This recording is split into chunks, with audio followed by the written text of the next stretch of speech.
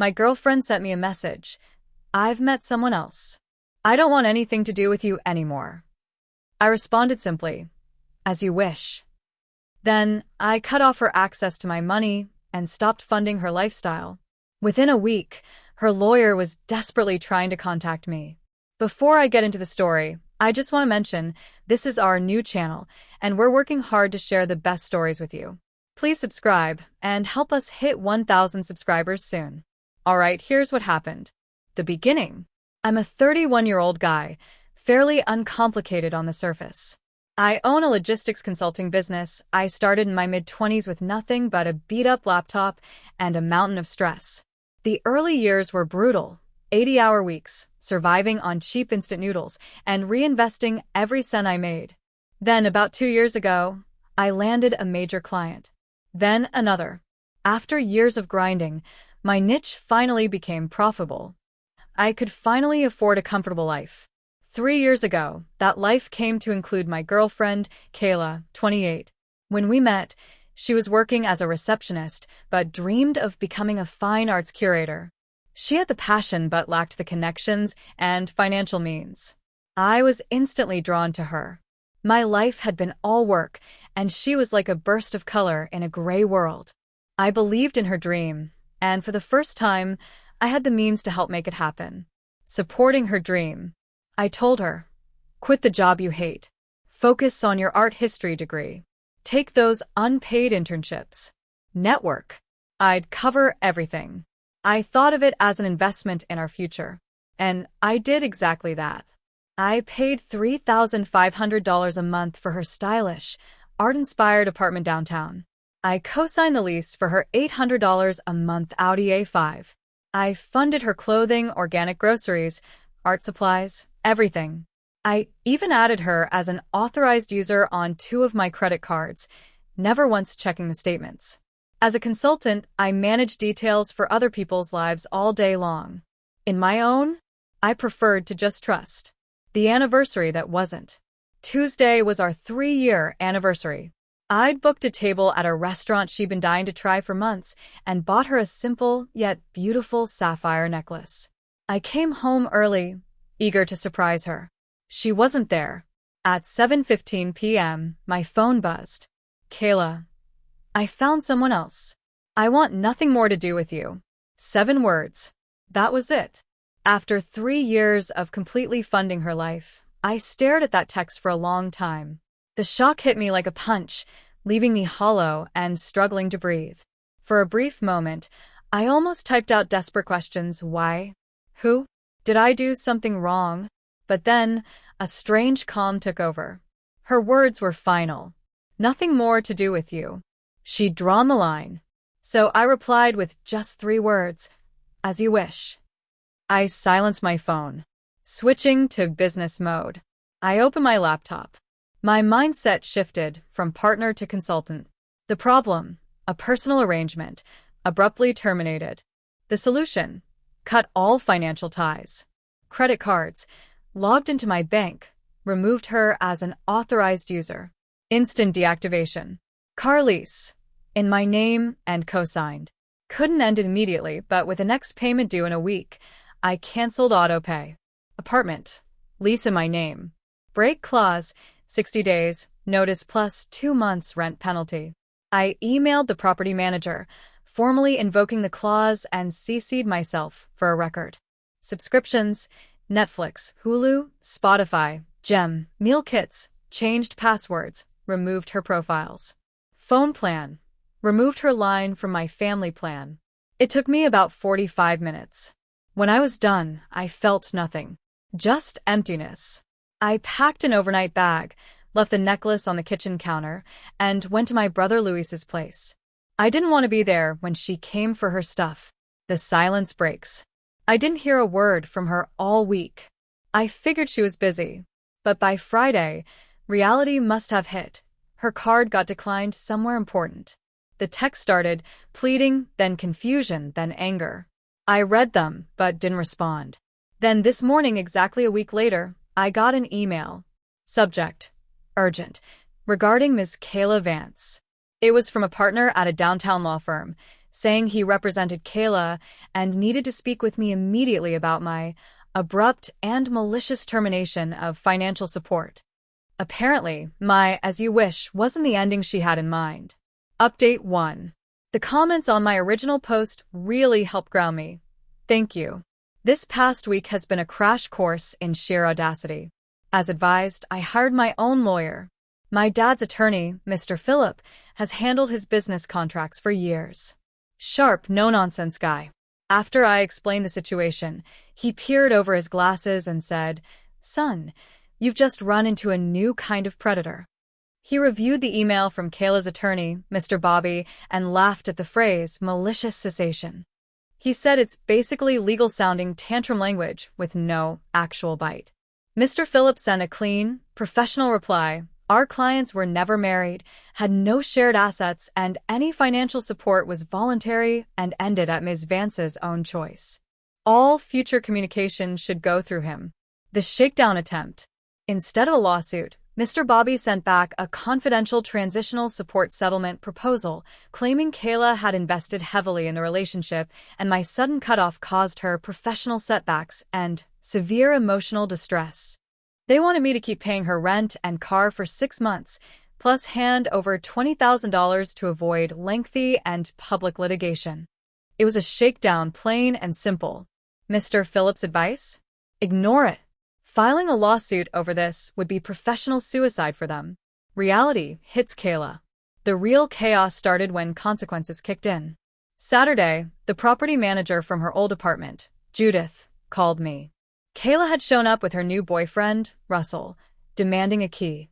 Judith refused, since Kayla wasn't on the lease. Kayla caused a scene, yelling about her life's work being trapped inside. Russell tried to intimidate Judith, saying, "We can make this hard for you." Judith, who's clearly seen it all, just pointed at the "no trespassing" sign and told him to read it.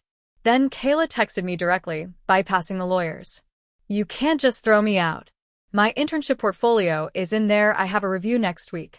Audi just called. The payment didn't go through. The car's co-signed. You're ruining your own credit too. Are you stupid?" It was a bluff. My credit's rock solid, and one late payment, especially when I plan to settle, wouldn't even scratch it. Nice try, Kayla. He's a real estate developer, and apparently, he can't believe the way I'm handling things. According to him, I'm playing games I can't win. I didn't bother responding. Instead, I took screenshots of the entire exchange and sent them straight to Mr. Phillip. He was thrilled. Direct communication after attorneys were involved. "She's the gift that keeps on giving," he said. The lowest move yet. The dirtiest stunt came yesterday. A mutual acquaintance forwarded me a screenshot from Kayla's private Instagram story. It was a close-up, red-eyed selfie with the caption, "Finally breaking free from a financially abusive, controlling relationship.